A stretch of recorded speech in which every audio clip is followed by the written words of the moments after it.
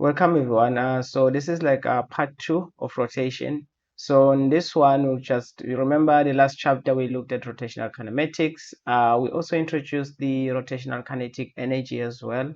We spoke about angular quantities as well. For both, they basically do apply for circular motion. They also apply for rotation as well. Because I've showed you in that video how they can be related in a way. So here we'll just continue. There's something that we call the torque. All right, I'll just define it. We'll also look at something that we say static equilibrium, and then we'll have to look at situations like this and see what those are. Okay, and then we'll also look at angular momentum. Remember we dealt with linear momentum, so now we are going to look at angular momentum. And then we're also going to look at the rotational work, right? So basically the work that is done by the torque. So just look at the version of work when it comes to this one, and then I think that should be it on this chapter. Guys, if you enjoy our videos, you have watched some of our videos, please do support the channel, like the video, subscribe as well to the channel so that you, whenever we upload a video, you get notified. In a way, you just basically get it, it comes up on your time on your feed basically. And then there's this bell thing that you can also click. I'm not sure how it's shaped. I think it's shaped like that. Just click it. It may be upside down. I don't know. Maybe it's upside down like that. I think so. All right, just click it. And then what it does is just allows you, whenever we upload something, you just get notified. You sort of get like a pop-up thing showing you that we have posted videos, so you can actually just track our videos. All right. Okay. Otherwise, let's just start, and then we'll just start with the talk. All right. So the first one that we'll look at is the talk. All right. So basically the torque is what makes things rotate. All right. So what a torque is, just think of, I have something like I don't know, let's just say it's just a piece of material, but it is allowed to, it can rotate about this pivot. So this would be the pivot. So if it rotates, it's going to rotate around this. So it could go around at some point. You could find that it's going to be here. Now if I apply a force here, basically, so I can explain that. If I apply a force in that direction, what will happen is that it's going to push this object, but because this object is fixed by this, at some point this object will find itself somewhere here. Okay, at some point it's going to find itself somewhere here. At some point it's going to find itself somewhere here. So basically this object is rotating.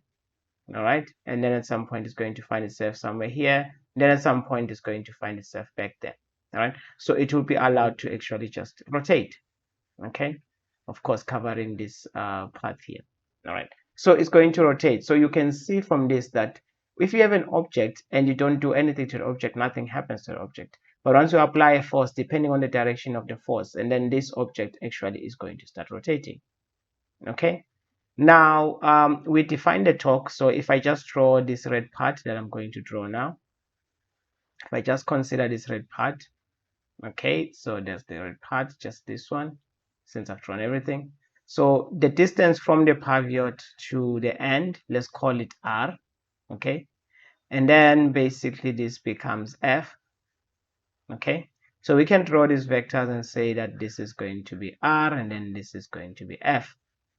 Okay, so we define the torque. The torque is given by this. It is a vector. It is given by, it is a cross product R. So you start with R, you cross it with F. So remember, I've taught you guys cross product, that's why. And remember, if you have a cross product, how you find the direction of the cross product is that you use the right hand rule. So for instance, in this case, if you're using the right hand rule, you take your four fingers and then you point them. So you first point your four fingers towards this direction. There's your four fingers. All right, you point them towards this direction. Okay, of course there's your thumb. Okay, so you just point them towards this direction, then your thumb is going to face something like that, right? There's your, okay, so I've drawn it the other way around. So these are your four fingers. The tallest one is this one, then this one is the third one. All right, and then there's your thumb here. Okay, there's your hand. So you point it towards that. Then what you do is you curl it, and then afterwards you curl it towards the direction of the force, so the force is going up. So if you just curl them, and then when you curl them, what basically you end up with the thumb looking like that, and then you have your four fingers being curled in this direction. All right, so your thumb is actually facing out like that. All right, so you have a situation whereby it's coming out of the page. So in this case, it is actually like that, so it's coming towards you. If you look at the screen, you just have your hand like that, you curl it towards the force, your thumb is pointing outside of the screen, so it's coming towards you. That's the direction of the torque. All right, so this will be R, and then this will be the torque. Now you remember what we said. We said that, well, the torque is actually the magnitude of the torque. Just the magnitude of the torque, you can find it. You can find the magnitude of the torque. The magnitude of the torque is given by RF sine of theta. Now in this case, for instance, you can see that this is 90 degrees, so it's going to be sine of 90 degrees. It's not going to be 90 degrees all the time. All right, so basically this is how you can find the torque. Now the units for the torque is just basically newtons meters. That's basically the unit for the torque. Now generally you can have a situation whereby it's at different angles. All right, just before I go to that, now if you look into this, normally what we will do is, instead of just saying the torque is going, this is the actual direction of the torque, meaning that if you were to rotate this, if you think of this like it's a, you hold a bottle of water with a lid. If you are to actually rotate it, if you look at the force, and then if you look at how your fingers are curling, your fingers are curling in this direction. So if you were to rotate the lid in that direction, actually the lid is going to come out, so that's why you will be opening the bottle. But if, for instance, there's my R, and then I apply force in this way, you will see that this force is going to cause the lid to rotate that way. All right, because it's pushing it down, so it's going to cause it to rotate that way, so the rotation will be that way. So normally what we will do is, when we find the direction of the torque, we will not necessarily use out of the page into the page as the direction of the torque. We'll just tell you that it is rotating in what direction. Based on the direction that is rotating on you can basically determine whether the torque is going to be up or down or out or in. Right, it just depends on the orientation of the object itself. All right, so just be aware that we can actually just choose that and use that, and that's how basically we'll be using that to actually find out if something is positive, something is negative. All right, now for instance, just different things. If I have the same door, for instance, let's say this is the door, the top view of the door. Now if you apply a force this way, I mean, there is no rotation, right? It doesn't matter, it's not going to rotate. Why? Because R is looking like that, there's R, and then F is looking like that, right? And then there's F. Now basically you have that your torque is going to be equals to RF sine of theta. Now let's look at this. This is R, and then this is F. You can see that the angle between the two vectors is 180, and the sine of 180 is going to be 0, because this is RF, and then sine of 180 degrees, which is the sine of 180 degrees, is going to be 0. So the torque is going to be 0. This door is not going to rotate. Okay, all right, now if I actually change the angle, if I change the angle in this case, so for instance, I still have my same door, right? There it is, and then there's my pivot that it can rotate with, but now I apply a force in this direction, and this is theta, and then I'm applying the force in that direction. Okay, so now how does it look like? Well, it looks like this. You have R, there's R, and then you have F, and then there's F. So what you do in this situation is, there's your pivot. So what you do in this situation, you'll find that if I draw a line perpendicular to the force, so I want a line that is perpendicular to the force. All right, draw that line until it touches somewhere R. So this line is such that it is perpendicular to the force. This line here, the one that I'm drawing now, is a vector. This vector R, we call it R perpendicular.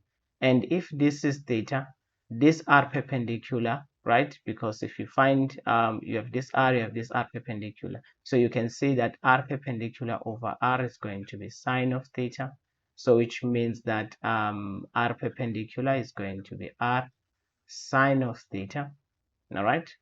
So you can actually say that the torque, which is basically given by rf sine of theta, I can rearrange this and say this is r sine of theta multiplied by f. So you can actually say that this part here is the same as r perpendicular. So the torque, if you find r perpendicular, basically you would have the torque as well, all right, the magnitude of the torque. Now, for instance, in this case, for instance, if you have r like this and then you have f like that, it's already perpendicular, so you can use the original r. Okay, so in this case, for instance, if you want to identify r perpendicular, so you can see that your force is short. So if you just draw a line, so you want a line to be perpendicular to f. So what you do is just first extend the line of f like this. Then from the pivot, draw a line to that such that it is perpendicular to that line that you extended. So you know that this is the direction of the force. So this is going to be perpendicular. This line is going to be such that it's going to be perpendicular to the force. All right. So this would be your r perpendicular, and then your r is going to be this one from here to here. This is going to be your r basically. So this is how you could also just identify r. Okay, and then this one, if you wanted to find out what direction will this actually rotate, right? Your four fingers are going to point in that direction. And then you curl your fingers towards the force. The force is going in that direction, so you're going to have your fingers and then you curl them towards the force. So it's going to actually cause this door to rotate anti-clockwise in this direction. Okay, so that's how you can actually determine what direction will this force, what influence will this force have on this object here. All right, so hopefully everything is clearer so far. If it's not clear, just leave a comment and then I'll try my best to see how to help you. Okay. All right. Now, the question is, for instance, if I was to, let me say I have a door like this, and then there's my pivot. Then I apply a force here on my pivot. This is my pivot F. What would be the torque if I do that? Well, R is already 0. At the pivot, this is where I'm starting. So R is 0 at the pivot, which means that my torque, which is R perpendicular multiplied by F, is just whatever R is, R perpendicular is as well is going to be 0. It doesn't even matter. But then there at the pivot, R is 0. Okay, which is this is R F sine of theta. So R is 0, and then F I don't know. Sine, you can even say this is going to be like sine of, just say theta, because you don't even know the angle, because you don't know what R is. R is 0, so you can't even find an angle. So you can see that the torque at the pivot is going to be 0. This is going to be very important when we are actually doing problems in static equilibrium, because we are going to choose our point of rotation such that we can eliminate certain forces, we can eliminate certain things so that we make our problem easier to solve. So this is going to be very important. Now, let's look at a situation now whereby you don't have one force, you have many forces. So how would you do it? And then we're just going to make this an example. So think of it like I have something like this material. Then let's just say it's going to rotate here. Now, if I apply a force F2 here, I apply force F2 here, I apply force F1 that is going down like this. The question is, what would be the direction of this? Now, when you have problems like this, there's a couple of steps that you need to do. First of all, choose the point of rotation. I'm going to say, well, I'm going to choose this. You are allowed to choose any point of rotation. If you choose this point of rotation, the torque here will be 0, and then you can just find the torque here. But then the rotation is going to be different depending on where you choose. So if I force you to choose the pivot here in the middle so that it spins about this point here, then in that case, for instance, you have a situation whereby there's the pivot. Now the distance from here to that force is going to be R2. The distance from here to that force is going to be R1. So I have a situation whereby this is R1, and then my force 1 is like that, my F1. This is going to be R2, and then my F is going to be F2 like that. Okay. Now you have to choose the direction, right? Which direction do you want to choose as positive? Remember, when we're doing linear, we always said this is positive, this is positive. Now here you have to choose the rotation that is going to be positive. I normally choose this. You can choose clockwise if you want. You are not forced to choose this. You can just choose it according to the problem. I normally choose this as positive. That's my general rule. Okay. And then afterwards, when you're choosing this as positive, you consider the role that each force plays in isolation. So for instance, I'll just look at this situation here. I'll just consider this one first, and I'll pretend like F2 and R2 don't exist. So if I look at that situation first, what do I know? I know that R1 is going this way. I know that F2 is going this way. So this is going to force this thing to rotate. My four fingers are going to point this direction first. I'll curl them towards my force, which is downwards. So it's going to force it to actually rotate that way. Okay. Now I said that is going to be positive. So which means that my torque due to force 1 is actually going to be R1 F1 sine of theta, which is 90 in this case because it's going to be 90 degrees. So this is just going to be R1 F1 and it's positive. This is my torque 1. What about my torque 2? Right? What about the torque 2? Okay, this is torque 2, not a vector, just the magnitude here. Then the direction is going to be given by that. Actually, you can just put it as a vector, right? Because you are including the direction now. All right.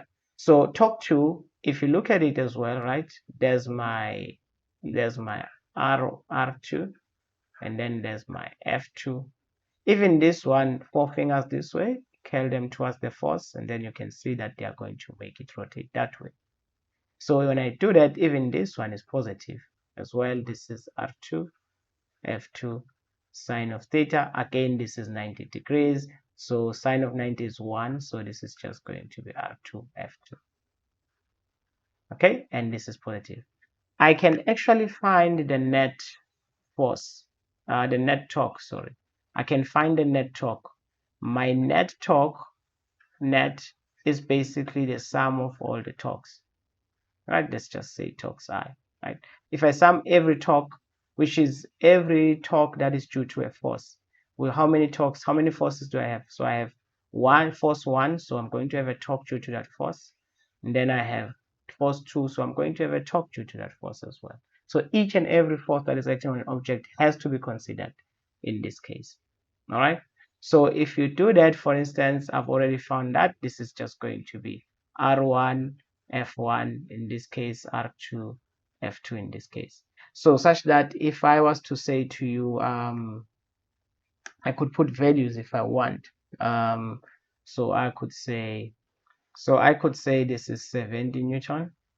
I could say this is 50 Newton. And then R1 and R2, I could say this is like 5 meters, and then this is like 5 meters. So it's midway, so 5 meters each. All right. So I could find the torque for this. So the torque for this would be this, which is going to be positive. So this would be 5 multiplied by 50, and then plus 5 multiplied by 70, and then that is going to be equals to, this is 250, and then this is 350, which is 500. This is going to be 600. Okay, so this is going to be 600 Newton meter in the clockwise. Why? Because it's positive. If it comes up positive, then you know that it's going to rotate anti-clockwise.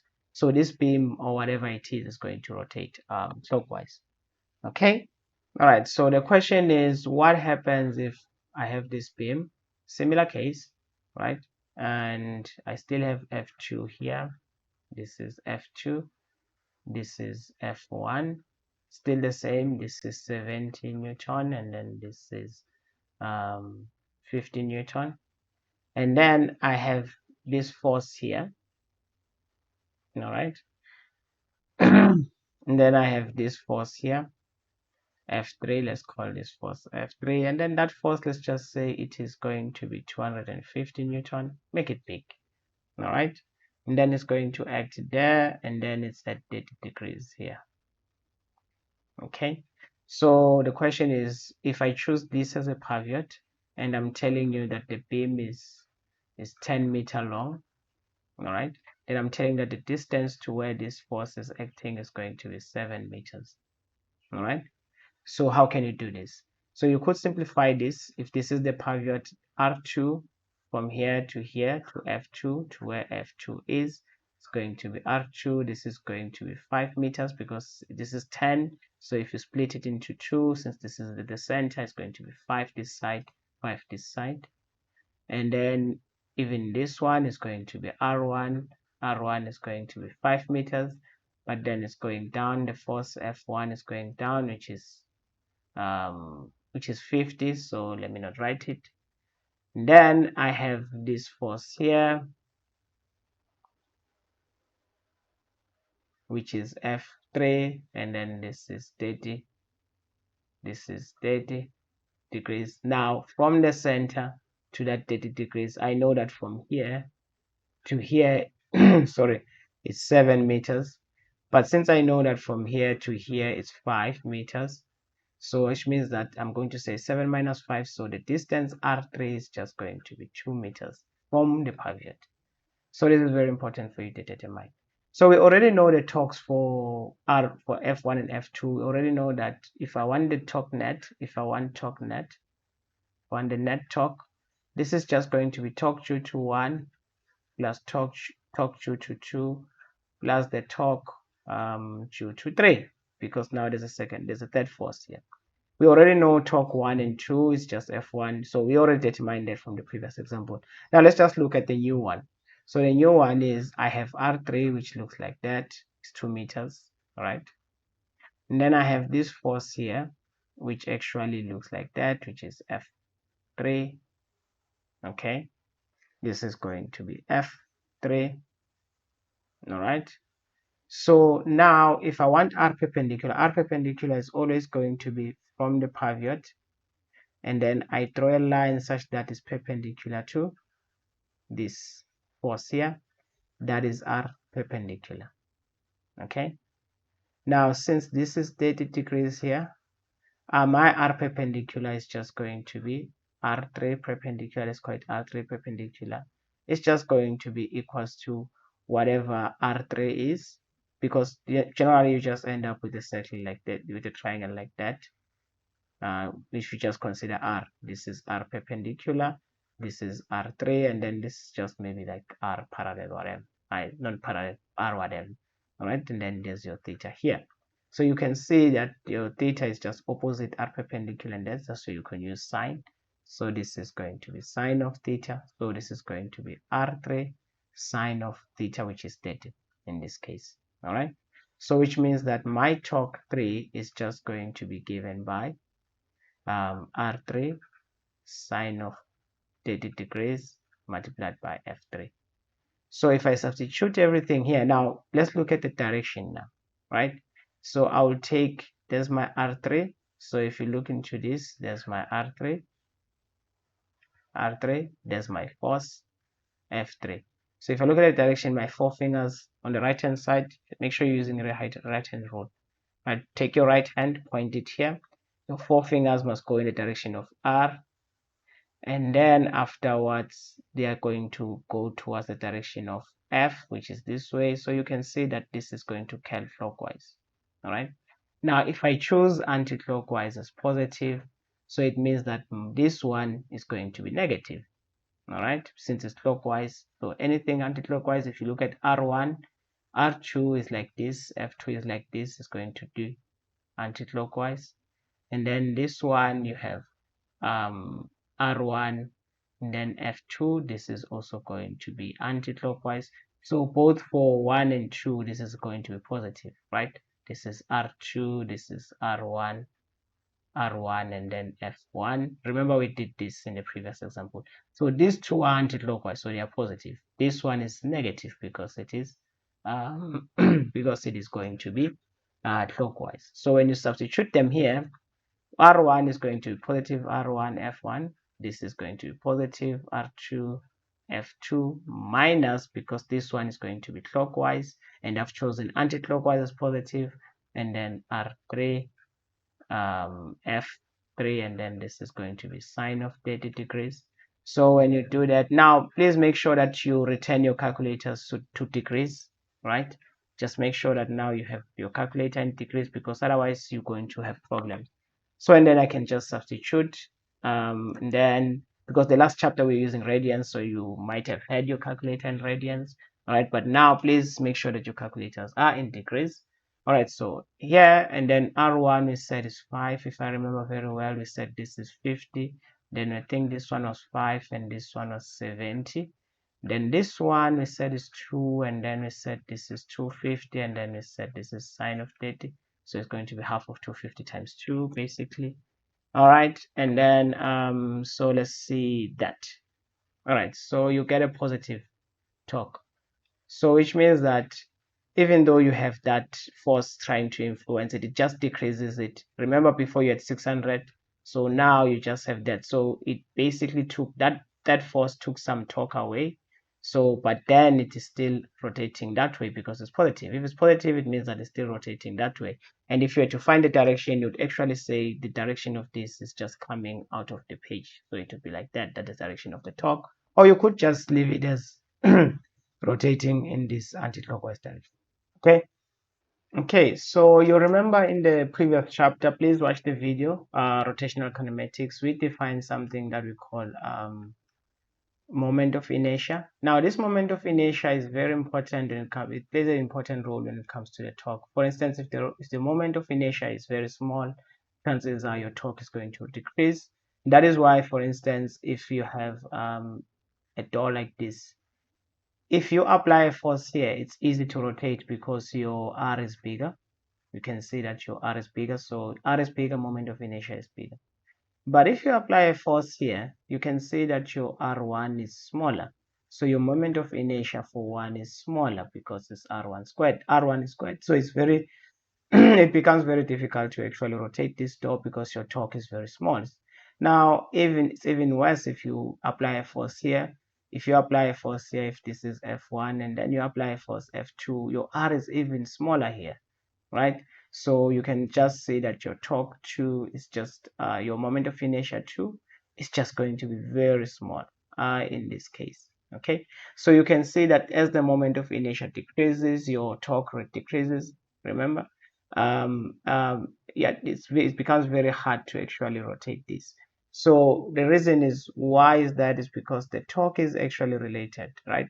So for instance, if I apply force here, if I think about this, let's just think of a tire. If you think of a tire like this, if you apply a force on this tire, if it's fixed by this axis, if you apply a force on this tire, there's the force. So what you have done, basically, you have actually applied a tangential. You have actually allowed this tire to have a tangential acceleration. Okay, so it is going to rotate in this way, and then it's going to possess tangential acceleration because of the force. Okay, it might have started rest and then you gave it a force, and then now it's moving, probably keeps speeding up. It depends. All right, depends on a number of things. If there's no friction here, there's no air friction, it should increase. All right, so if that is the case, for instance, then we can actually find that, okay, fine, we can find the torque. Remember how we defined the torque? We said that the torque is R perpendicular. All right, so I mean this is perpendicular already, so we can say this is R perpendicular, right? You can call it R, you can call it R perpendicular, is fine, right? Multiplied by F. All right, this is going to be R perpendicular, but you remember that F is going to be mass multiplied by the tangential acceleration. I've dealt with this also when I dealt with circular motion. Also go and look at that chapter if you don't remember certain things that I said.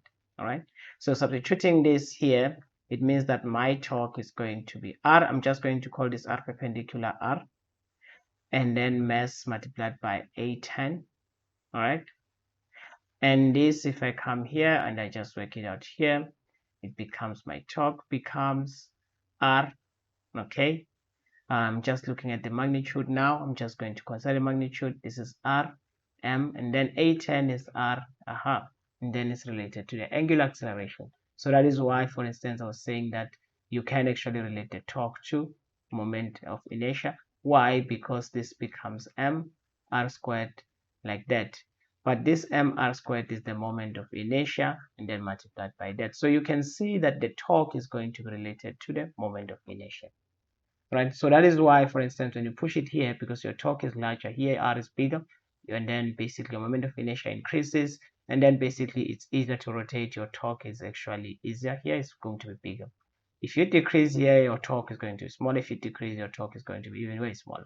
All right, so and then if you are here, you're not going to have any torque at all if you apply force here at the pivot. All right, why? Because your R there is 0. So you can see that as you change R, it determines how hard or easy it's going to be to actually rotate your material, right? So this is very important. It's one of the important equations. If there are many forces acting, then you have to find the moment of inertia for all the particles. If there are many masses, you have to find the moment of inertia for all the masses, and then the acceleration, and then the angular acceleration, and then you find the total torque. All right, so let's just look at an example where we can actually use this. Let's take the same example, but now we just make it a very thin rod, right? It's a very thin rod, so we're giving it shape now. We're giving this not making it a beam now. We're just making it a rod, right? It's a very thin rod. Still have the same properties. F2 70 Newton, sorry, and then here it's going to be F1 still 50 Newton, and then the length is still 10. Right, you still have 10 meters here, and then I'm going to consider two cases, and then you still have that force here. Remember that force that we had, and then which is F3, said is 250 Newton, and then you said this is going to be 30 degrees. All right, that's F3. Okay, and then remember we said that this is 7. So but now it's a rod. Now remember when we said that you can go, so we're going to look at a case whereby the rod is going to rotate about the center.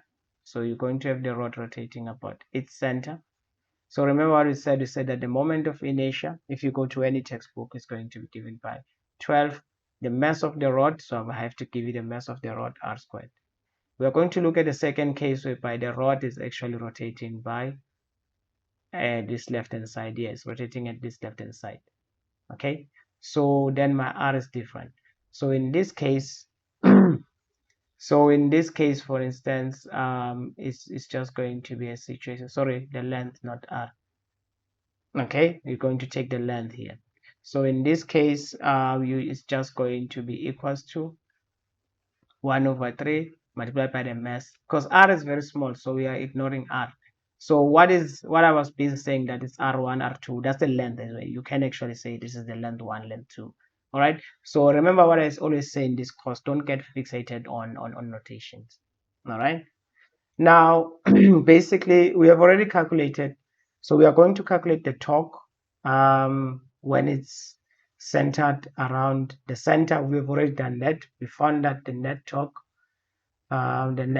is going to be equals to, I think we found that it was going to be 350 Newton meters. So let me check and verify. All right, so yeah, it is actually 350. And so from here, we know that the net torque is going to be the total moment of inertia multiplied by that.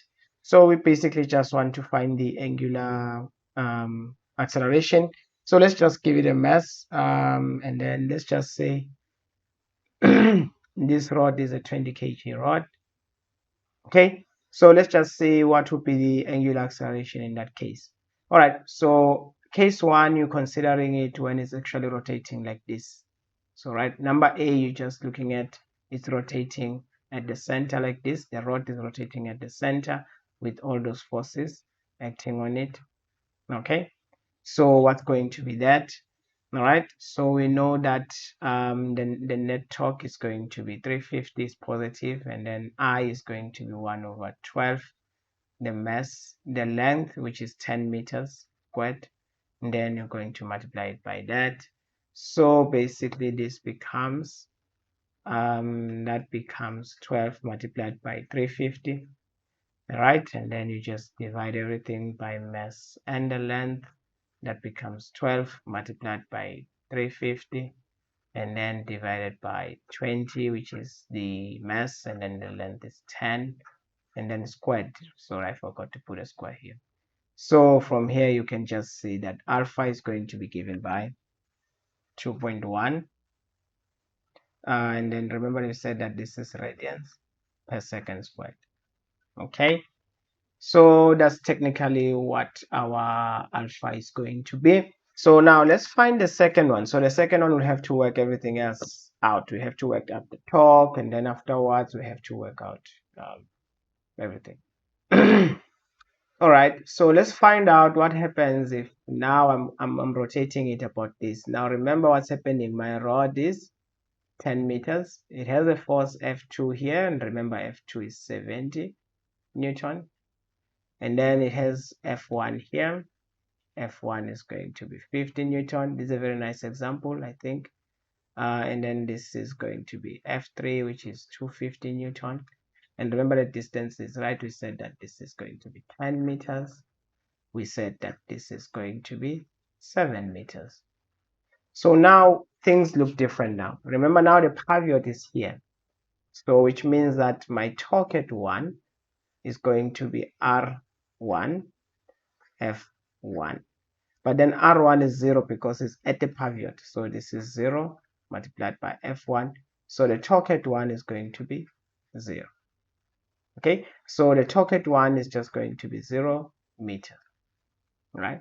So let's look at the target 2. So how does the target 2 look? We have like R3. Okay, so this is going to be R3. Let's just say this is going to be R3 now, because from here to here we have to use 7, not 2. Before we used 2 because it was rotating there. So this one is going to be let's just start with no, that's fine. Let's just do this F3. Right, this is going to be R3, and then this is going to be F3, and then it's 30 degrees here. All right, so if you could draw R perpendicular, which is going to, if you extend this, going to be here, this is R perpendicular 3. All right, so that R perpendicular 3 is given by sine of that. So basically your torque is going to be given by anti-clockwise. Remember again, I will choose clockwise as positive. So this is going to be anti-clockwise. So this is going to be R3 F3 sine of 30 in this case. All right, because this I'm just using R3.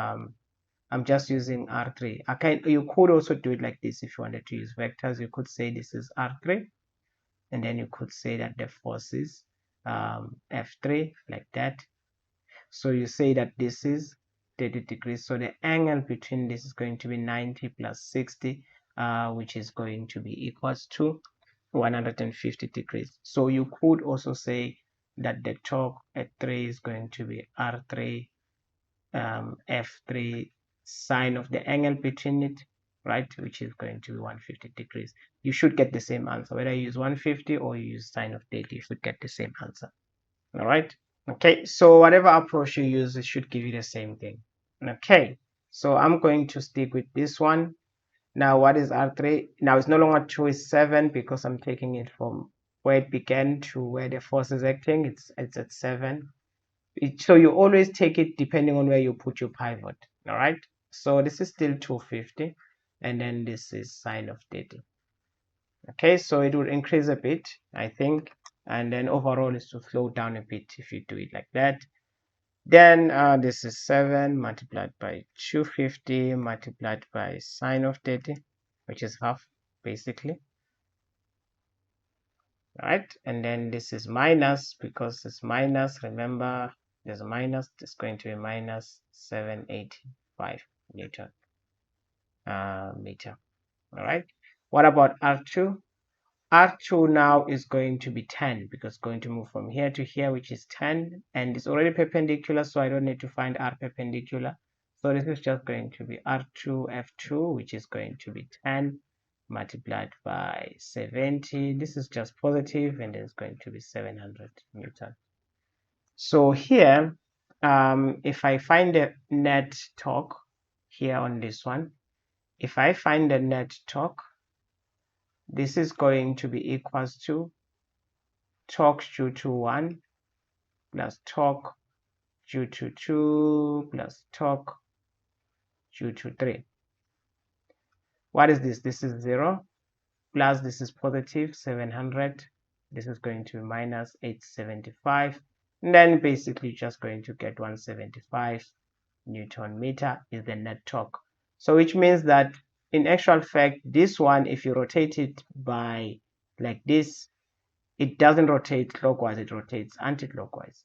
Okay, but if you rotate it at the center, it rotates clockwise. So you can see how important it is, basically depending on where are you rotating it, because it influences how your moment of inertia is going to change and how your torque is going to change. All right, so in this case, for instance, it's going to be minus that. So we know that, okay, now we're just going to have a situation whereby the net torque is going to be the total angular moment of inertia, so not angular, moment of inertia multiplied by the angular acceleration. The angular acceleration is just going to be net divided by I. So this is going to be minus 175, and then you're going to divide this by I. What is I? We said that this one is going to be 1 over 3 mass length squared. So basically this is minus 175 divided by 1 over 3. Now I just put brackets there to make it easier. Multiplied by 20 multiplied by 10 squared. Okay, I don't know why I'm putting brackets there. Okay, so my angular acceleration is just going to be given by, okay, so my torque is going to be 0.26, so which means that this is going to rotate very slow and is going to rotate in the negative direction. So what it means that it's going to rotate in a clockwise direction. Basically it's going to rotate very slow in a clockwise direction, as the first one was 2.1, so it was very fast in the anti-clockwise direction. So it matters. It's a very nice problem that I came up with, to be honest. So it's a very nice problem to actually show you how everything is going to be influenced. Okay, so now let's just consider the work done when you are actually rotating anything. All right, so let's just look at something like a tire or a cylinder, it doesn't matter. And then you apply force this way. All right, and then of course this is going to be R. Okay, it's already perpendicular. We all agree that after some time our object is going to find itself having traveled delta theta. Of course at that point the force will be pointing that way, right? Let's just say you didn't leave the force, you applied it and then it moved. All right, so we know that S, remember we said that delta theta is going to be S over R. From the previous chapters is going to be S over R, you remember that. So which means that S is going to be delta theta multiplied by R. Now we know that the torque is actually going to be equals to, in actual fact, let's look at it like this. We know that work done to rotate the object from here to here is actually going to cover this distance here. So this is the distance that is covered. Remember when we had translation, it will cover this distance x, but now in angular quantities the distance is just this angular displacement, so it's going to be basically F, all right, multiplied by L. All right, but then this L basically is going to be this S here, so this is the same as F multiplied by S, so that's the distance that is going to be covered. All right, so which means that the work done is going to be F, and then where I see S I substitute delta theta over R. Okay, and this becomes R F delta theta, but remember that the torque is just RF, especially if it's already perpendicular. All right, so in this case R is always going to be perpendicular to the force at all points, so it's going to be always perpendicular. Therefore work done by a force on a rotating object is going to be given by the torque multiplied by delta theta. So that's just the work done. All right, now if you want power, remember that power is just work done over time. So this is the torque delta theta over delta time. Now you remember that the angular frequency is defined as this, so which basically means that power is going to be equals to that, and then okay, so this is basically power. All right, so you could find power here. This is analogous to this power is equals to force multiplied. So basically when you're rotating, think of force, like when you think force, think torque, and then when you think velocity, think angular speed or angular velocity, and then also this equation here. All right, so this is like force multiplied by distance, so this is going to be torque, and then this multiplied by angular distance. So they are sort of analogous in a way when you think about them. All right, so this is fine. Let's just have a nice example that we can actually have a look at. So in my example I have a cylinder. There's a cylinder. Let's just say the cylinder has a radius of R is equals to 2.5 meters. And then I apply the force of 80 Newton in this way. This is the only force that is acting. I apply a force of 80 Newton. Now, since this is a cylinder, so I'm saying that this is a cylinder, we know that the moment of inertia for a cylinder will be half mr squared. I don't know why it's taking time to write. So let's give this a mass as well. So we're going to say the mass is going to be, let's stick with this 20 kg. Hopefully it rotates. I don't know. Hopefully it does rotate. Okay, so when I have this situation, I can actually try and actually find what's going to be, sorry. So the first thing that things I want you to find, I want you to find the angular acceleration. I want you to find the work done by the force, and then I just want you to find power, and then I want you to find this in 6 seconds. All right, so we're just going to use 6 seconds. Okay, so let's just start by finding the angular. That is just going to be given by this net. Torque net is going to be equals to it's going to be moment of inertia multiplied by the angular acceleration. So I don't know this one, but I do know that it's going to be r multiplied by f. Then this is I, then this is that. So not I, sorry, alpha is going to be rf over I. And then this is basically going to be 2.5. You multiply this by 80. It's already perpendicular, so I don't need to find r perpendicular because it's always tangential. The tangential force is always tangent to the radius anyway. Okay, and then this one, just put brackets on your calculator and just say mr squared like this. Okay, so just substitute the values. Oh, sorry. Okay, let me just do it again. This is going to be 2.5. This is going to be 80. And then just say half, and then this is 20, and then this is r squared is 2.5 squared. So it seems like my torque is going to be small. All right, so but then hopefully it does rotate. I'm taking anti-clockwise as positive, so I don't have to worry about it being positive or not because it's already positive. All right, so this actually becomes so I must put a bracket here. So this basically becomes 3.2 radians. So that's actually quite good. Second squared. All right. So this is basically my angular acceleration. Now I want the work done. So the work done by F is going to be given by the torque, which is the torque that I found due to that force. All right. So you must find the work done by that force. So it's just going to be the torque due to that force, and then whatever the data is going to be, so it's going to change here. Okay, all right, so you may not see other parts in the screen. So I've already found the torque. I need to find delta theta. So I have this, and I know that I want it for 60 seconds. All right, so I do need to find that delta theta. So what I'm going to do is, I know that I want it for 6 seconds. So what I'm going to do is I'm going to use this equation here. So let's just assume that it started rest. They didn't tell us, so we have to make that assumption, otherwise we can't solve the problem. And then this is going to be alpha delta t squared. So this is going to be 0, of course. I don't know why it's low. Okay, and then this is that, and then this is going to be 3.2, and then this is going to be 6 squared. Right, this is 0, that's why I didn't write it. It's fine, you can put 6 if you want. All right, and then my delta theta is going to be, so this is going to be 57.6 revolutions, not revolutions, radians.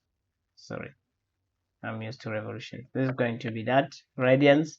All right, so now I can actually find this work done, which is just simply going to be the torque. We found the torque to be, the torque is going to be 2.5. It's going to be 2.5, and then multiplied by 80. That's the torque. Remember, the torque is given by R multiplied by F. And then this is going to be 57.6. So the work done is going to be equals to, so remember radians, guys, it's basically, radians are unitless anyway because it's a fraction anyway. So you may actually just ignore the unit when you're writing it. So this is 2.5, 80, 57.6. All right, so the work done is basically going to be Newton meters, so it's going to be in joules. So this is 11.5 times 10 to the power 3, and then choose, because this is going to be Newton meters, right? We don't consider radians. Radians are basically, remember, radians are theta. This is how you define a radian. This is a meter divided by meter. So in a way, they cancel each other. So even though we say this is a radian measure, but generally, to be honest, in terms of dimensional analysis, I didn't teach you guys dimensional analysis. I would have to do a video on dimensional analysis, and I have to do a video on center of mass maybe. Those are the videos that I think I owe you. So I'll have to do them one day. I don't know when. All right, but we can cope without necessarily going through those ones. We can cope very well. So let's just cope for now, and then once we have coped, and then I'll just add in more content. All right, so this is basically how you can actually find out the work done. So if you want power, so remember, power is going to be given by work done, which you already have, divided by time. So there's no need to complicate your life. Just say 11.5 times 10 to the power 3 divided by 6, and then that is going to be equals to your power is just going to be 1020 watts.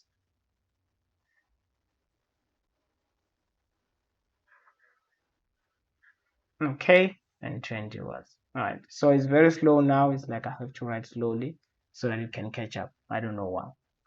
Okay. All right, so I think so far so good. We're doing well in my view. All right, so now I can move to something that we call static friction.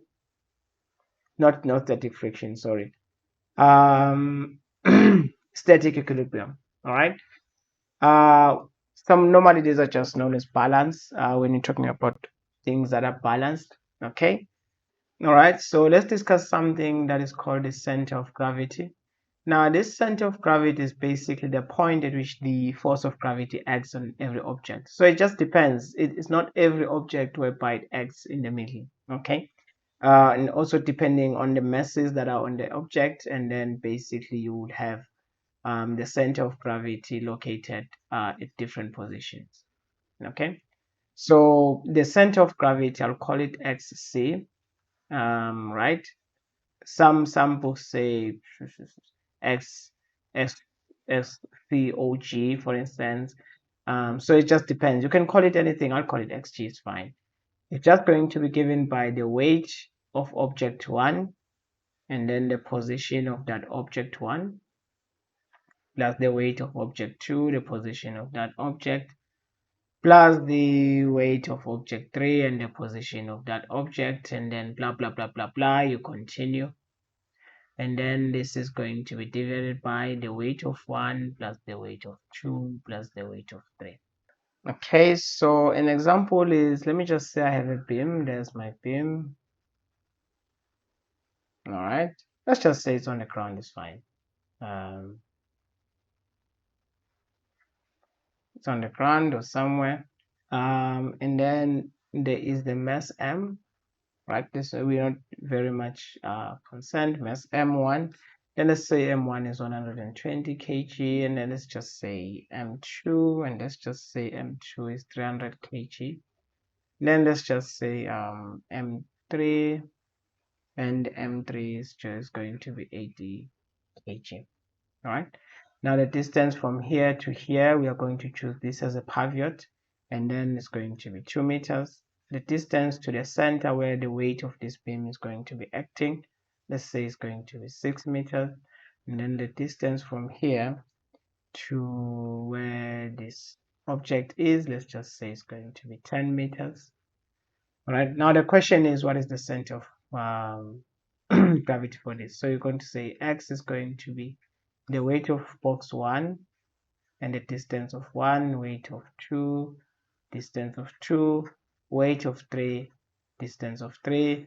You divide everything by weight of 1 plus weight of 2 plus weight of 3.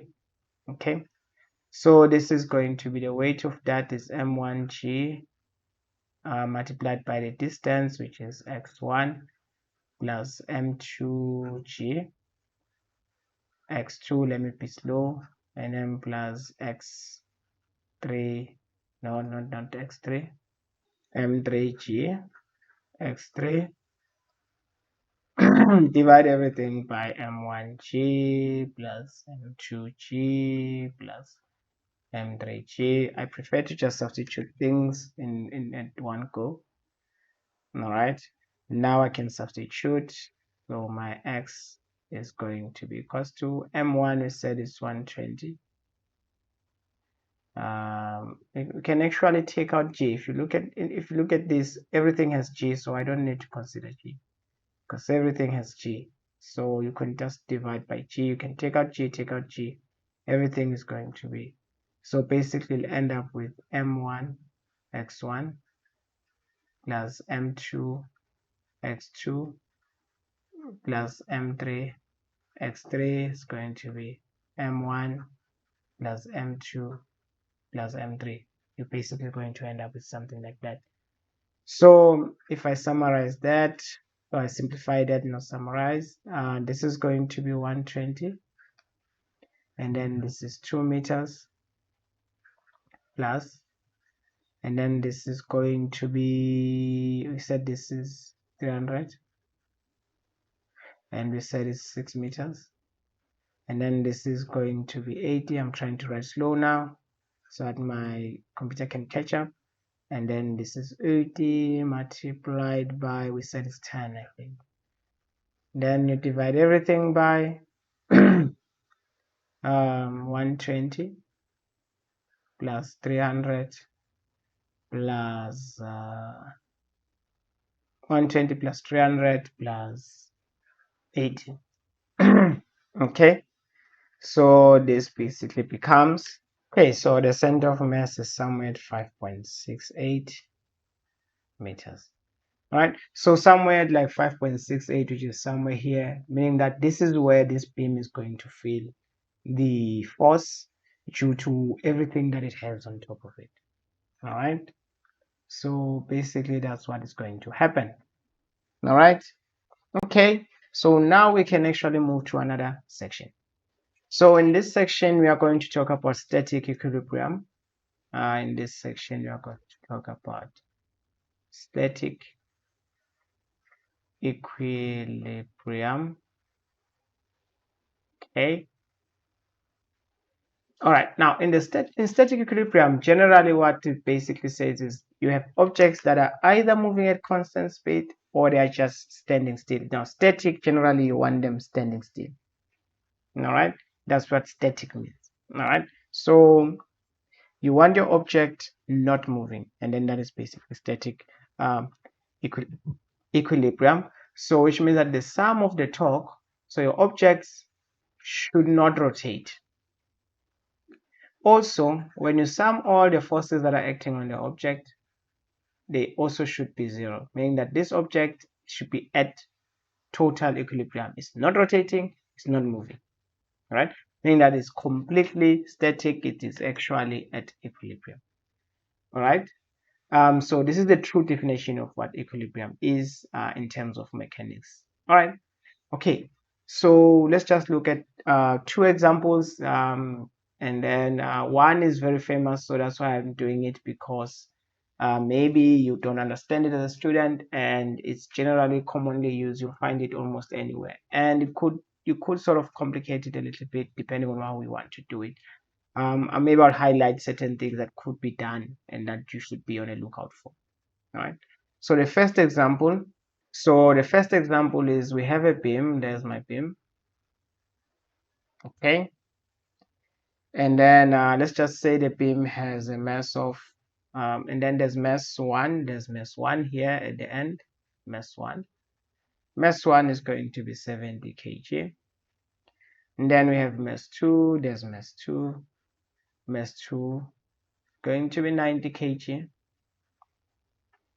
And then I want to put mass 3 at the end. Okay. Mass 3. But I want you to find that mass. So I want you to find a mass, and the beam has mass 4, and the beam has 1000 kg. So I want you to find mass 4 such that this system can be balanced. If you have a pivot here, this is not rotating and it's just at equilibrium. So what mass will be needed there? All right. So I will tell you the distances, the distance from here to here. For instance, I would say this is 4 meters. And then maybe the distance from here to here. All right. And then I will say this is 9 meters. All right. And then actually make it interesting. Don't make it at the center. Don't make it at the center. Oh, it's fine. Let's just make it at the center. It's fine. I'm going to make it less complicated. All right. And then let's just say this is going to be 18 meters. All right. So I mean, I could move a pivot here. This would be interesting. That's what I wanted to do. And then you just basically work it out when the pivot is somewhere here. All right. So, but then I'm going to just leave it here at the center, and then you guys can just work it out. Okay. All right. This is basically what I have. So I have to find the condition. I have to find the mass such that the condition can be met. So what I'm going to do is I am going to put my pivot. Now we have to choose now, where do you want to put your pivot? All right. So you could put a pivot here, and then basically you end up not finding the mass. You could put a pivot here, and then you end up not. It just depends where you want to put it. All right. So let's just start with Newton's 2. If I sum all the forces and all the forces here in the y, they are going to be equal to 0. So what are those forces? Well, I'm going to have the weight due to m1. This is m1. This is m2. So I'm going to have a weight due to m1 here. So I'm going to have a weight m1g is negative. Then I'm going to have the weight due to m2, m2g. Then I am going to have a force here that is going to go up like that. Okay, so I'm going to have that force. So that force is going to be plus F. Let's call it F. All right. Then I am going to have, so you have this weight here, you have this weight here, and then you have this weight here. All right. Now you're going to have the weight of the beam. All right. So you're going to have the weight of the beam, which is M4G. This is the weight of the beam. So it's also acting at the center. All right. Now this doesn't necessarily mean that the force F is going to just counteract the weight, because there's other forces, so it might not. It can be anything. In actual fact, I think let's find the F as well. We're going to find the mass that is needed to balance it. Then we're also going to find the F, that is how much force should this pivot exert in order to balance this. All right. And then we're also going to have this mass 3 that I don't know. Gravity is equal to 0. Okay, so I don't know this here, I don't know this here. All right, so already this tells you this is a very good equation for it to be a Smartinus equation. Okay, so which means that I could say F is going to be equals to m1 g plus m2 g plus m3 g plus m4 g. So basically m1 has to basically counter the total weight. Basically that's what we're saying. So the only problem is we don't know f3, we don't know m3, sorry. So we can actually look at another condition. So now when you're doing this, first of all, choose which one is going to be clockwise or anti-clockwise. I'm choosing anti-clockwise as positive as usual. Then the second is choose where you want to pivot. Now the rule of thumb here is put your pivot, which is where you go, everything is going to rotate about. Okay, put it where you want to eliminate. So if you want to actually find F and you don't know M3, put your pivot at M3, then you're going to find F.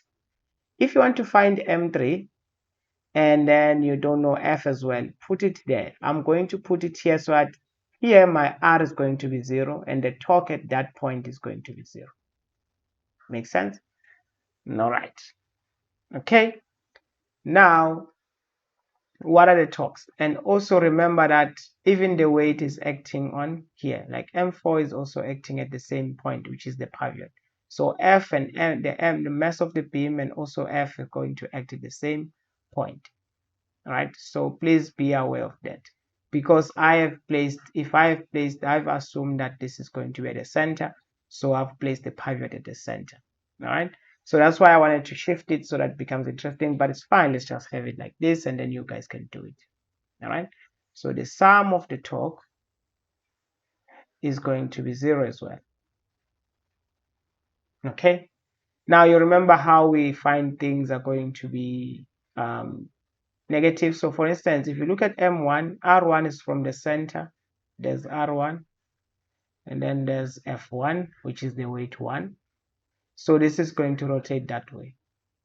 If you look at R2, there's R2 from the center to mass 2, and then there's the weight of 2, going to rotate that way. All right. Now here at the center, the weight is going to be 0. The torque due to 4 is going to be 0. The torque to 4 due to 4 is going to be 0, and the torque due to F is going to be 0 as well. Why? Because R at that point is 0. That's why. Now what about this one? Well, this one, there's my R, and then there's my F. So this one is going to rotate that way, clockwise. All right, so this is anti-clockwise is positive, anti-clockwise is positive, then this one is actually clockwise, so this is going to be negative. So this is R3, this is F3. So the sum of my torque is going to be given to torque due to 1, torque due to 2, and then torque due to 3, then you have torque due to 4, you have torque due to the force that is going to be applied upwards there. This is going to be 0. So luckily everything is perpendicular to one another here, so we don't have to do this thing of sine thetas and all of those type of things. And because of that, therefore it means that my torque due to 1 is going to be R1, F1, which is mg1, m1g, sorry. This one is going to be R2, it's plus because it's anti-clockwise, and then F2. Now what about 3? 3 is minus because it's going to be clockwise. This one is anti-clockwise, anti-clockwise. This one is clockwise, so it's going to be minus because I've chosen anti-clockwise as positive. All right, so this is going to be minus M3, the weight of 3. Remember I said this is going to be 0, and this is going to be 0, this is going to be 0. Okay, don't worry, I'll bring all the equations, and then I'm saying that this is going to be equation 1. Okay, so basically I can solve for M3, R1 M1G plus R2 M2G is going to be equals to M3, sorry, R3, not M3, R3, so now I'm making a mistake, R3 MG M3G. So you can see that the G's are going to cancel, and then you're going to have the mass. So basically, if you want the mass, M3 is going to be R1, okay, M1 plus R2, M2, everything will be divided by R3. So this is going to be equals to, now from the center, now remember you are taking everything from the center. Now the center is from here, the center is 9. So from here to here is going to be 9. So R1 is going to be 9. So let's write it. R1 is going to be 9 meters. What about R2? R2 will be from the center to this point here. Now from here to here is 4. but from here to here is 9, so it's going to be 9 minus 4, which is 5. So R2 is going to be 5, because remember, you're always calculating this according to your distance. So if this is 4, this distance here is going to be 5, so that meters, so that you say 4 plus 5, it gives you 9. Basically, that's what I'm doing. Then from the center to here is going to be 9, right? Because the total beam, the length of the beam is that it is actually going to be 18. So from the center to that plus point is going to be 9. All right. So R3 is going to be 9. Okay. So, and then we have mesh 1 is 70, 90, and then the other one I don't know. All right. So this one, we said this is going to be 9. And then we said that this one, the mesh 1 is going to be 70. If I'm not mistaken, let me check. Yeah, 70, 90. The other one is 90. All right. And then this one is going to be 5. And this one is going to be 90. And then R3 is going to be 9. And then you find out what mesh would be required to balance this beam. All right. So in order for it to rotate, not to rotate and be held by that force there. All right. So this basically becomes M3 is equals to, so it must be 120. Okay, kilogram. That's basically what that should be. Okay, so that's fine. Should be 120 kg. Now I can find F. Now you remember that I said the F is going to be weight of 1 plus weight of 2 plus weight of 3 plus weight of 4. All right. And this is actually going to be M1, it said is 70, 9.8. My writing is bad, guys, please forgive me. Then this one is going to be 90 plus 9.8 multiplied by 9.8. This one we found it now is going to be 120, 9.8. Then this one is going to be 1000, 9.8. So that force is going to be equals to, okay, so that force is going to be 12.5 times 10 to the power 3 Newton. That's a very big force. All right. So you could also check this. I mean, if you just substitute everything, just add all the forces. If they are equals to 0, you could substitute everything, add all the torques, and if they are equals to 0, and then you good as well. All right. So you have found what is F. You have actually found what is you found F, and we've also found M3. Okay. So let's go and do the common problem. One of the common problems in static equilibrium is the ladder. All right. So basically in this one, you have something like a wall. All right. So here we'll just make the wall smooth. This is very nice. And then we'll just make a floor, make it straight again. Nice. All right. And then you just have a ladder. There's my ladder. There's another ladder. Okay. So basically this is my ladder. Okay. All right. So what I'm going to do, let me just give it a distance here. Let me just say it's going to be something like 4 meters. That's fine. And then I'm going to make my ladder 7 meter long. I'm going to make my ladder 7 meter long. Then what I'm going to do is I'm going to put a person somewhere. I'm going to put a person with mass of M, right? And that person from the ground. All right. Okay. So this person from the ground, they are going to be 5 meters. All right. So from the ground, I'm going to have that person like 5 meters away from the ground, basically that distance away. All right. So that's the person. All right. So I'm going to say this is going to be frictionless. The wall is going to be frictionless. All right. Let me just try and make it as straight as possible. All right. So I just made everything as straight as possible. It wasn't so good. All right. So there's my leather, and then basically this is where I am. All right. So I can just say this is the side view, of course. So I'm going to do this. Okay.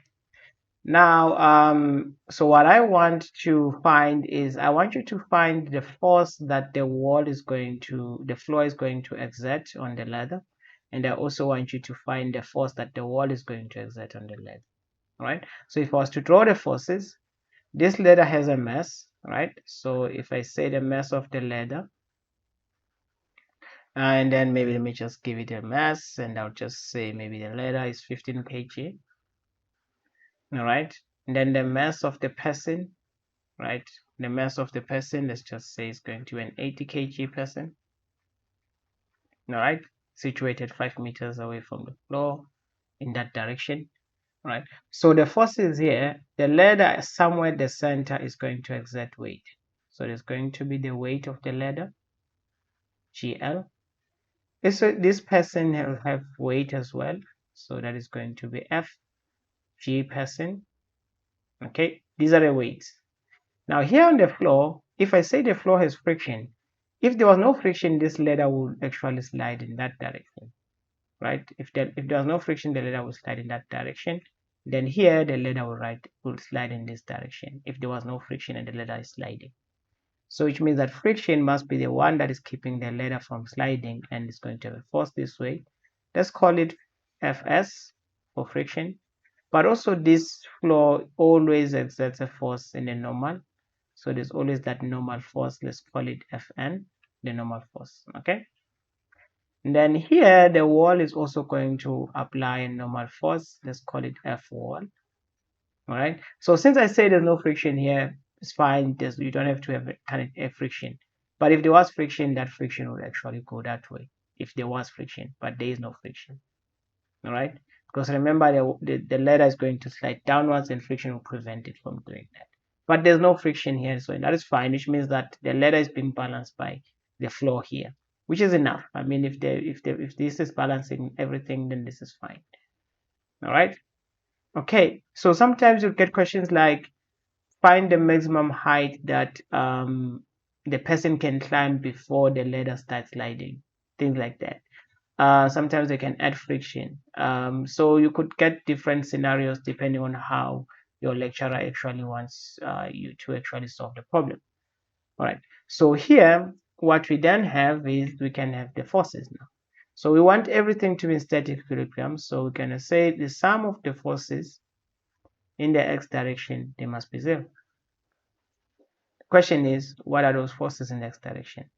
I have Fw, so I'm going to choose this as positive, going to choose this as positive. I am also going to choose this as positive. All right, so this is going to be F wall. And then I have this one, Fs is going that way, so it's just going to be Fs.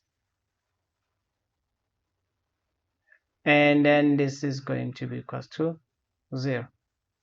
Okay, so which means that the wall must exert the same force as the static friction. Now, unfortunately, I don't know both of them. So that's the problem that I'm having here. I don't know both of them. All right. Okay. So I'll just call them equation 1. I don't know anything here.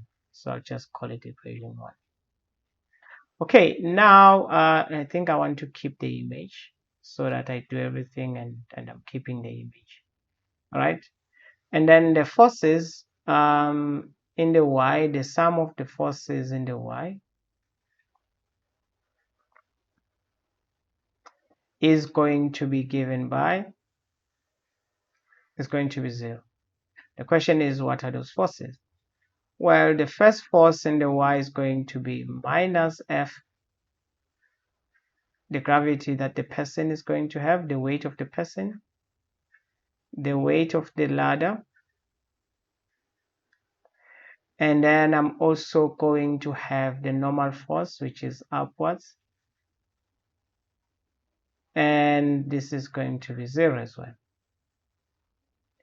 So here, the only thing that I don't know is the normal force here. Okay. So this equation here will help me find the normal force. So let's say that. So this equation here will help me find the normal force, which is the one that I don't know. This is going to be m, mass of the person, times g, plus mass of the ladder times g. So in a way, I've found the normal force. All right, it's just going to respond to those two. All right, so we could find it. So it's not a big problem. So you can actually find that force. All right, and that force is given by the mass of the person. It said is 80, plus we set the mass of the ladder is, if the ladder is 15, multiply everything by 9.8. I've just simplified this equation, and then that becomes Fn becomes, this becomes 931 Newton. Okay, so at least I found that. Okay, so now I'm going to consider the torque, because now I'm going to say, well, also the net torque must be equals to 0. Okay, so the net torque must be equals to 0. So now let's draw everything. So I have my ladder like this. Okay, and then I have the weight of my ladder is like this. So I need to find out what is going to be this angle. And then I have that the weight of the person is like that. All right, and I also need to find out what is that angle is going to be the same. All right, and then here I'm going to have FW, which is F what? This is FGP. This is FG ladder. All right, and then here I'm going to have this normal force here, and then I'm going to have this static friction here. Okay, so these are the forces. This is how the forces look like.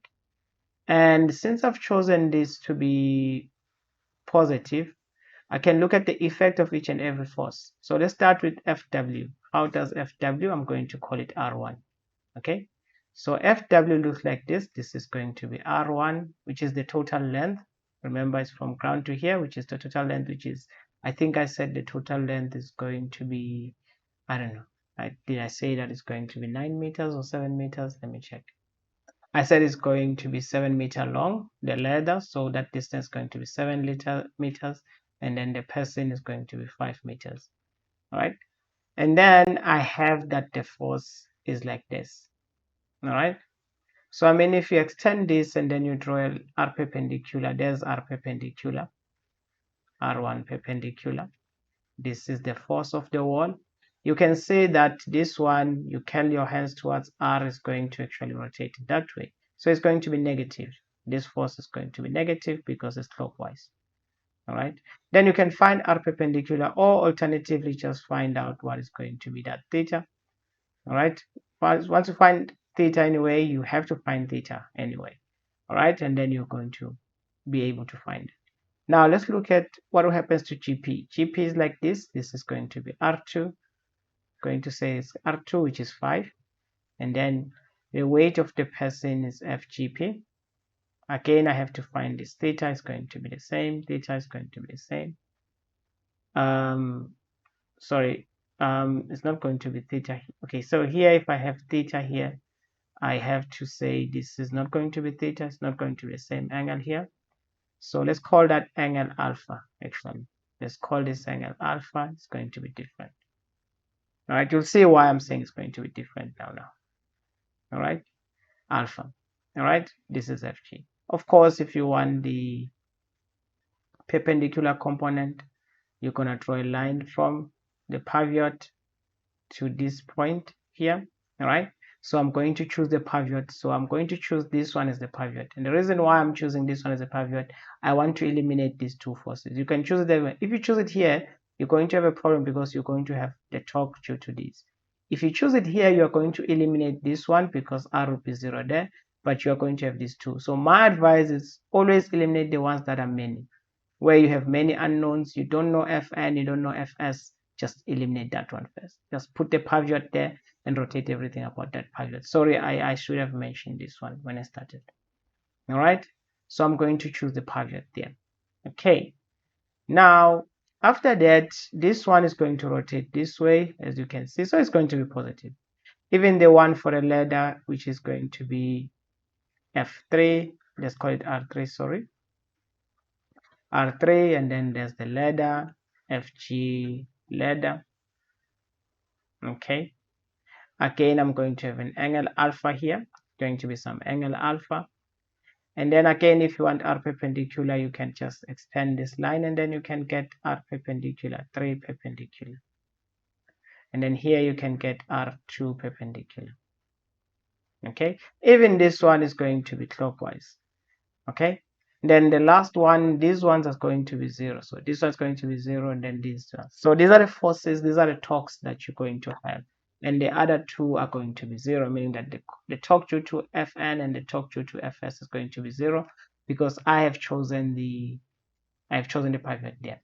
So the net torque is going to be the torque due to 1 plus the torque due to 2 plus the torque due to 3 plus the torque due to Fn plus the torque due to Fs. Everything has to be 0. So let's wait for it to come in. There it is.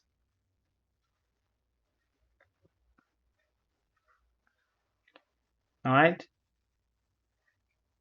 Now from here, my computer is a little bit slow. I don't know why. I mean, certain things changed. They updated my whiteboard and then just changed. So I don't know.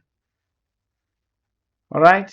And then from here, what we're going to have now is a situation whereby we are going to have, this is going to be 0.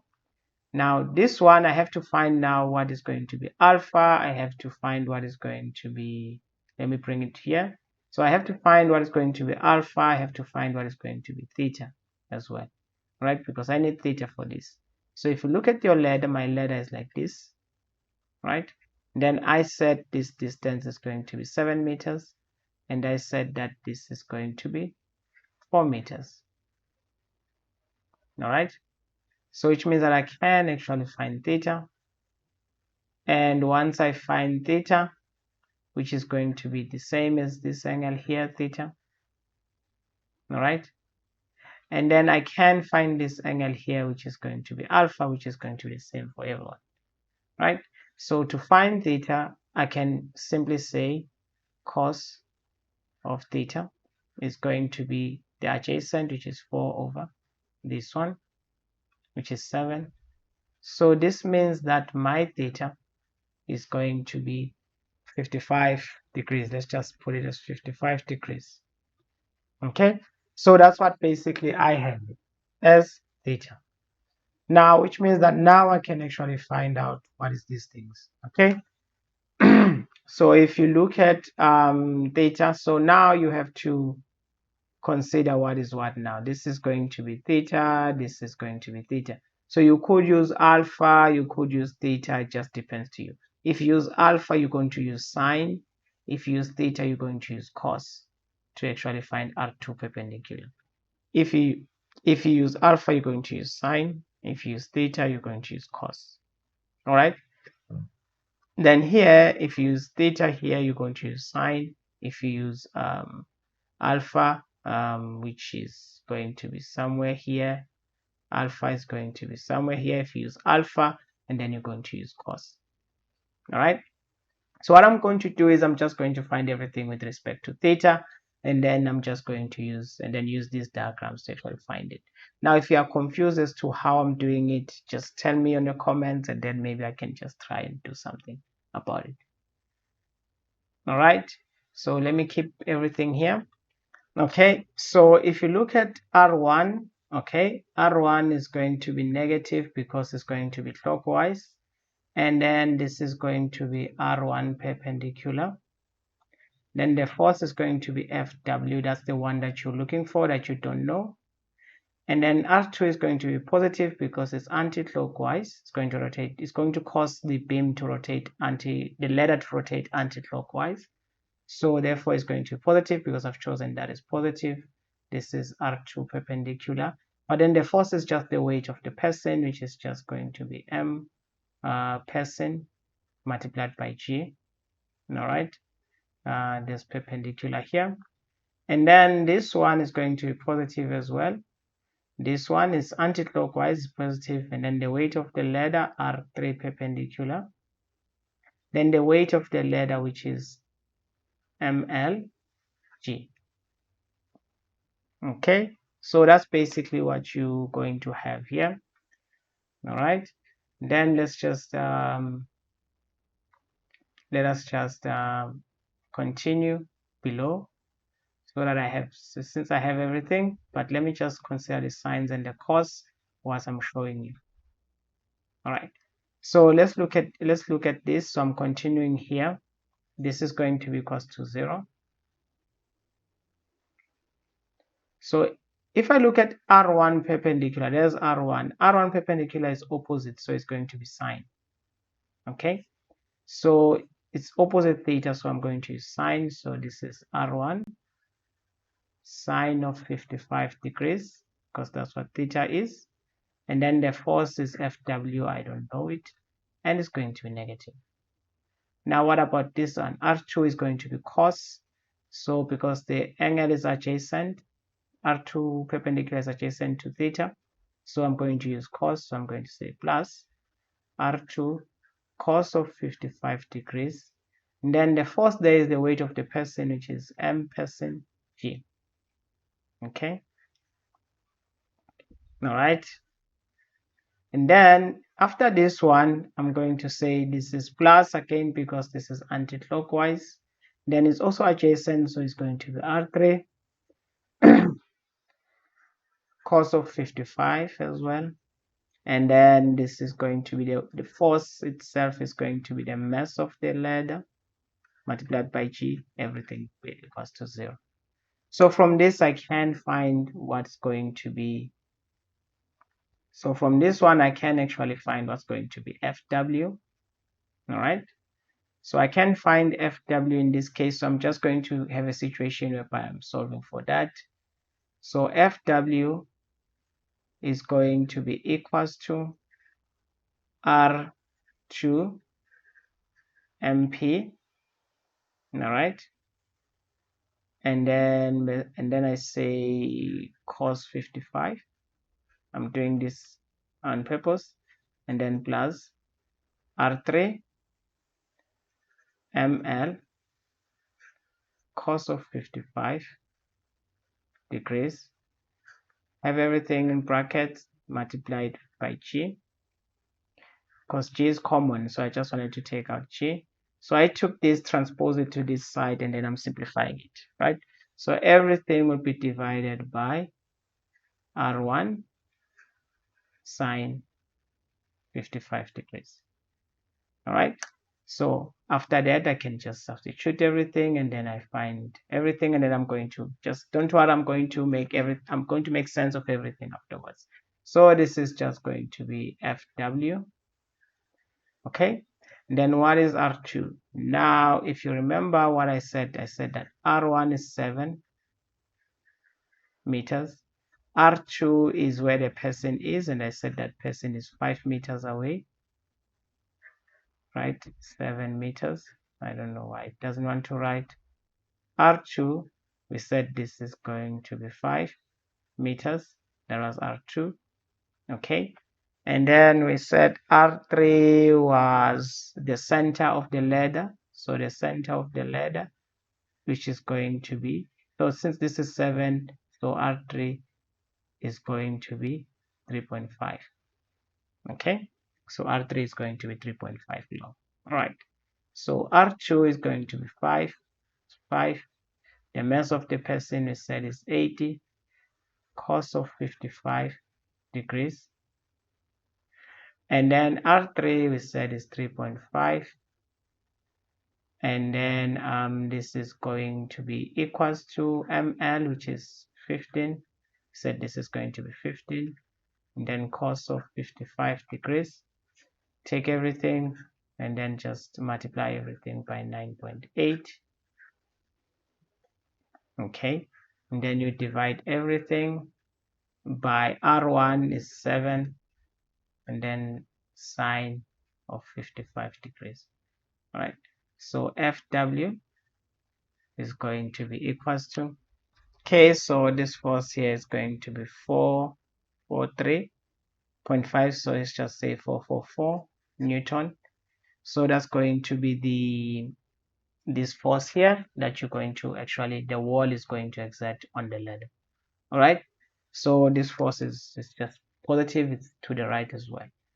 Okay, so now let's just summarize everything and see what we have so far. Remember, on my equations I found out, remember here below I had Fn, and then I had Fs,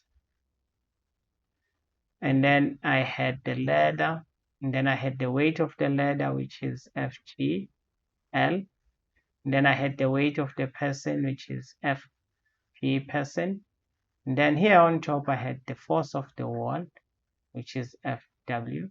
All right, so that's basically what I had. So the equations that I had was that FW was going to be equals to Fs. So since I found FW, so which means that Fs is going to be 444 Newton, right? So which means I found this one. Then we also calculated Fn, and we found Fn to be something else. So let's just see what was Fn. We found Fn to be 931. Okay, so that's what we found Fn to be. Okay, so from this ones now, we generally have a case now whereby we can say the forces are going to balance each other, which makes sense. This one is going to cancel this one is going to cancel the weight, and then this balance basically. So I'm happy with this one. But now if you want the force that is applied by the wall, this force is going to be like this. You're going to have Fn, so by the floor, not the wall, and then you are going to have Fs. Now you can see if I complete a parallelogram, I'm going to have a force here, and that is I'm going to call my Ff, which is the force that the floor is going to exert, and this is the angle that that force is going to exert. So if I want that Ff is basically going to be given by Fs plus Fn. All right, so I have this situation here, but now, which means that this is the resultant, so I can actually find the force that the floor is going to exert, which is going to be equals to the square root of Fs squared plus Fn squared. So this is going to be the square root of 444 squared plus 931 squared. And that becomes the force that the floor is going to exert is going to be 444 squared plus 931 squared. And that is going to be 1031 Newton. If I want the direction, tan of theta is going to be equals to then Fn, which is on the y, Fn divided by Fs. Remember, you take whatever is on the y, which is Fn in this case, divided by whatever is on the x, which is Fs, right? And then basically my tan of theta is going to be equals to 931 divided by 444. So which means that my angle is going to be 931. I'm going to divide it by 444, and then I'm going to get my angle. So just follow my voice because this is very slow now. I don't know why. All right, then my theta is going to be equals to 65 degrees. So remember how it looks like this. So it's basically going to be 65 degrees. This is my FF. So it's going to be 65 degrees above the negative x-axis if you like. We've already done this when we did vectors, or you could just say this is west and then you go north, so this is north of west, right? So you could also say that. Okay. All right. So basically, I know that this is long. It's a little bit more involved. It's a little bit more complicated, and it could even get worse depending on how they ask the question. But generally, this is how you would approach these type of questions. All right. So let's go to the last section now. All right. So the last section that I want to talk about is called angular momentum. So this is called angular momentum.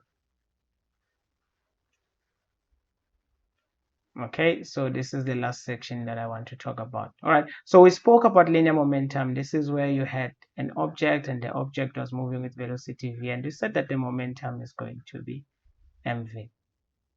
Remember that. Okay, so you said this is going to be mv. All right, now with this one, just think of something that is like a disk and with a radius r, and it is rotating. Let's say it's rotating in that direction, so I have a tangential speed v.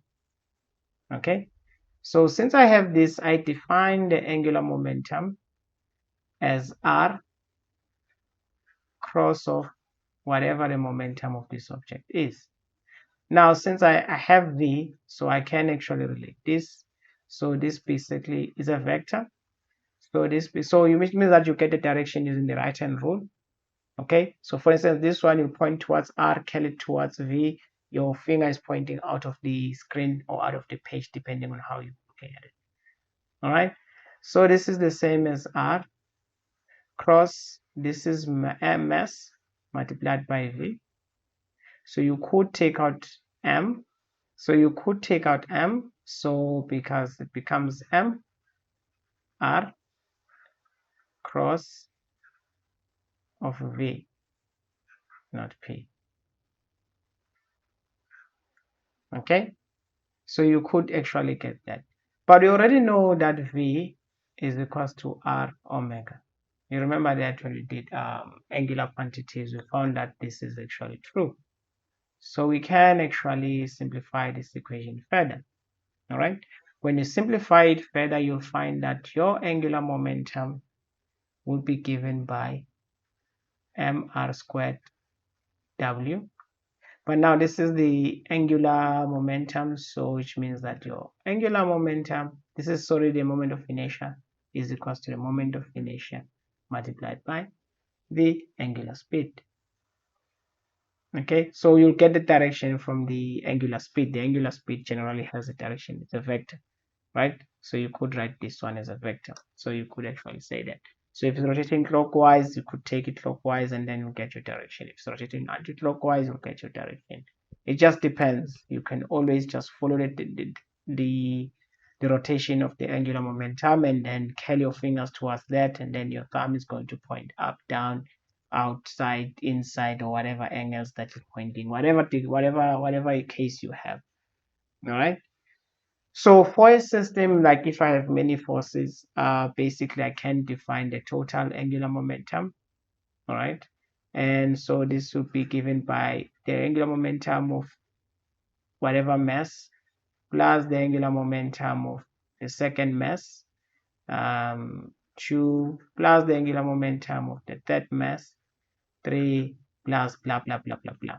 All right. So you could add basically just the sum of all angular momentum of all the particles that are there.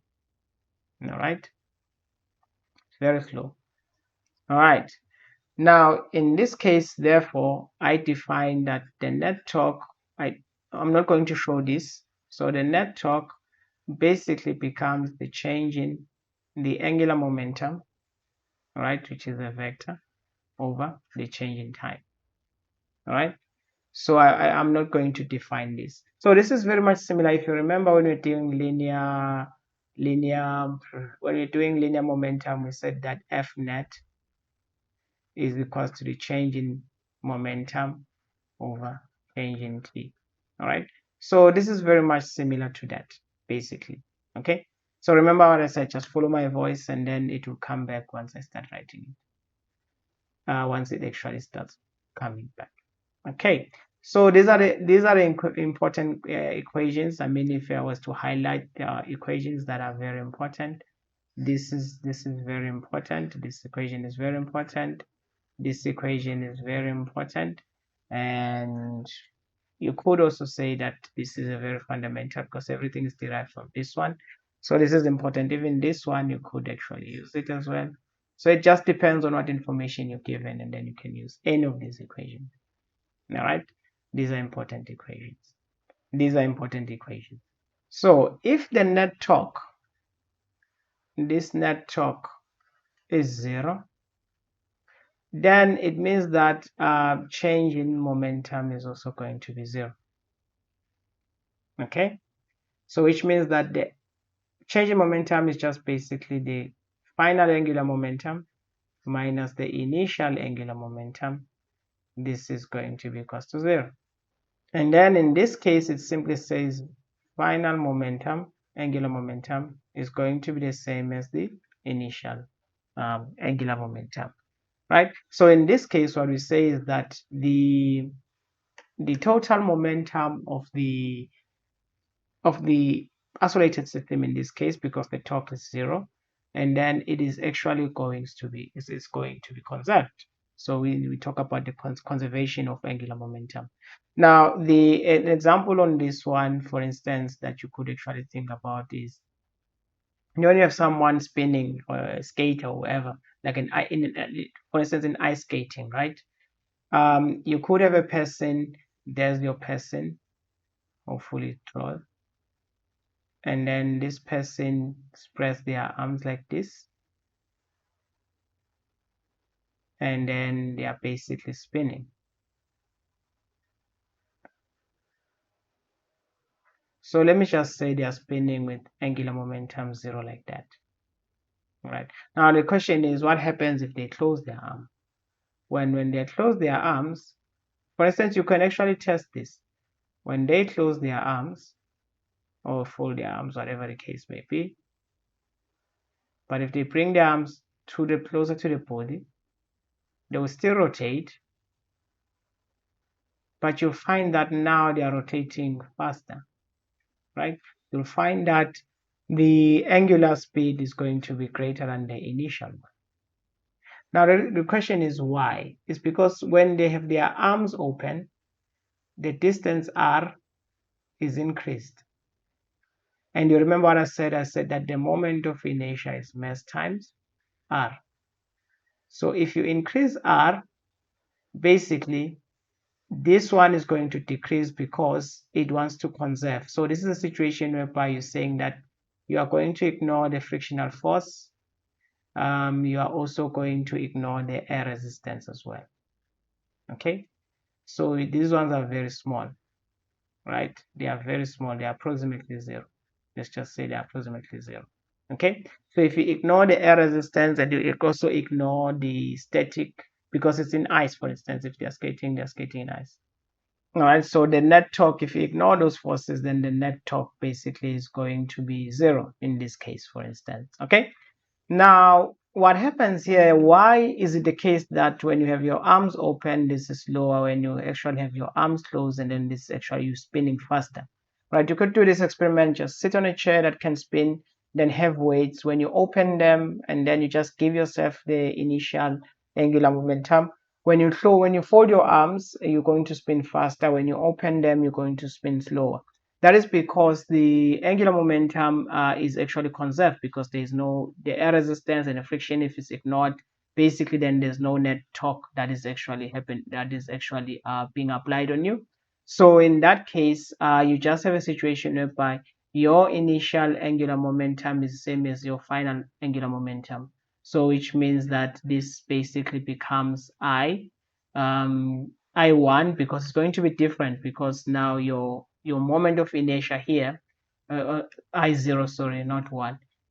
Your moment of inertia when you have your arms open is going to be different, and then you have the angular momentum that the angular speed velocity that you're spinning with. And then afterwards, the angular momentum, because your r is very small now. I mean, everything is, your weight is more towards, your r is very small now. So now, which means that your angular momentum has changed. It has become smaller. So since it has become smaller, to conserve momentum, and then basically you spin faster, so that basically when you multiply the two and the product of the two, it actually gets conserved. It becomes the same as the initial one. All right, so I think this is just the example that I can give you guys to just show you what we mean when we say that angular momentum is conserved. All right, now remember, this is only true if the net force on the system is, if the net torque is zero, and also if the friction you ignore, the air friction you ignore. Once there's friction and other things, and then other forces come into play. All right, so yeah, and then as long as the net torque is zero, we're good. But then if the net torque is not zero, and then we, like for instance, you spinning, you accelerating, there's this angular acceleration, so your angular velocity is changing with time, then generally it's not going to be the case whereby you can actually conserve your angular momentum. All right, guys, I think this is it with this chapter. It was a little bit long, this chapter, but we had to go through quite a number of things, and hopefully you understand everything that we have done. All right, otherwise, guys, do like the video, do comment, do share, do subscribe, and the notification bell thing as well. And then otherwise, cheers, guys. I'll see you in the next video.